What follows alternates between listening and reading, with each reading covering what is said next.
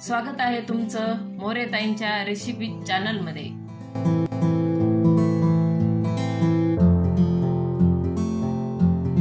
चला तर मग व्हिडिओमध्ये पुढे जाण्याआधी बेल आयकॉन दाबून चॅनलला सबस्क्राइब करा आणि सुरू करा मोरेताईंसोबत आजची ही चवदार रेसिपी बनवायला। नमस्कार मंडळी, आज आपण एक नवीन रेसिपी करणार आहे। उरलेल्या इडली पासून एक नवीन नाश्ता। ही इडली माझी उरलेली ना, तर आपण आता हे इडली पासून नाश्ता करणार आहे। आता त्याच्यासाठी लागणारे साहित्य, एक कांदा कापून घेतलेला आहे, कोथिंबीर, टोमॅटो, थोडा सांबर मसाला, लाल तिखट, हळद आणि चाट मसाला पण घेतलाय, थोडा चवीनुसार मीठ टाकणार आहे आणि कढीपत्ता। आता आपण ना इडलीला असं कापून त्याचे तुकडे करून घेऊ। तुम्ही हवे तसे आकार द्या। मी आता ह्या अशा आकारात असे तुकडे करणार आहे। हे आता एक इडलीचे मी असे तुकडे करून घेतले। इडली पण मस्त झालेली अशी भुसभुशीत, पण आता शिल्लक राहिल्या तर मग आपण इडली एकदा खाल्ली, आता याच्यापासून मुलांना काहीतरी नवीन बनवून नाश्त्याला देऊ। त्याच्यासाठी आता मी हे अशा प्रकारे कापून घेते। अशा प्रकारे आता राहिलेले इडले मी कापून घेते। हे इडले मी अशा प्रकारे कापून घेतलेत, हे असे काप केलेले।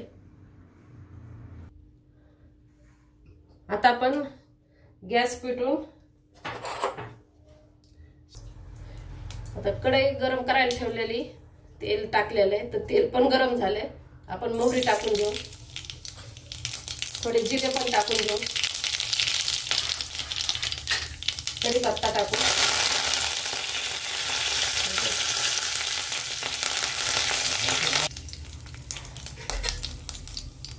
आता कांदा टाकून घेऊ। कांद्याला परतून घेऊ चांगलं।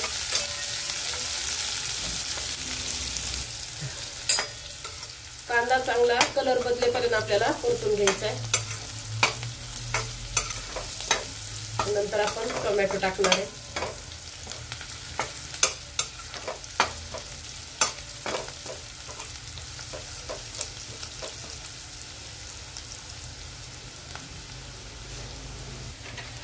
कांदा चांगला परतलाय, आपण टोमॅटो टाकून घेऊ। टोमॅटोला पण परतून घेऊ।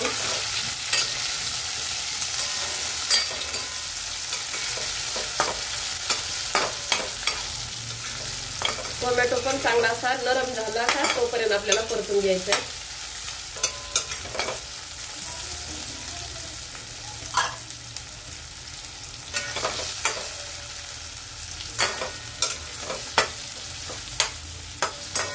आता टोमॅटो पण आपला परतलाय।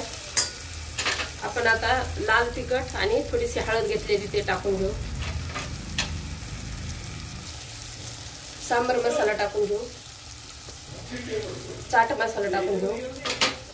आता मीठ टाकू।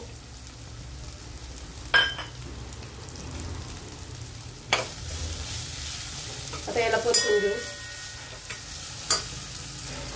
आता आपण हे इडलीचे काप केलेले ते पण टाकून घेऊ लगेच।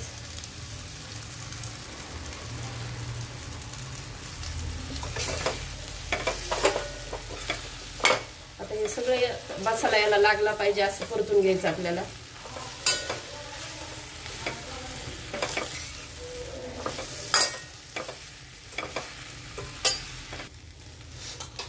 आता आपण सगळ्यात शेवटी कोथिंबीर टाकून घेऊ।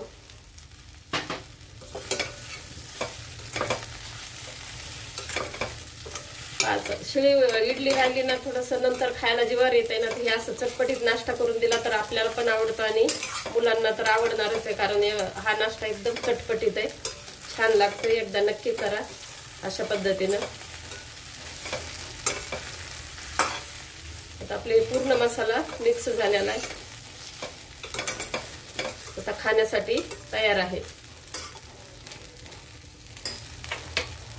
आता आपण गॅस बंद केलाय, आता मी काढून घेते।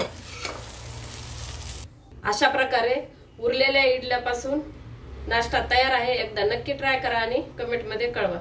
तुम्हाला हा व्हिडिओ आवडला असेल तर लाईक करा आणि अशाच प्रकारच्या चवदार आणि चमचमीत रेसिपीसाठी सबस्क्राइब करा। आणि कमेंटमध्ये कळवा तुम्हाला कोणत्या रेसिपीज बघायला आवडतील. पुन्हा भेटूया एका नवीन रेसिपीसह एका नवीन व्हिडिओमध्ये. धन्यवाद.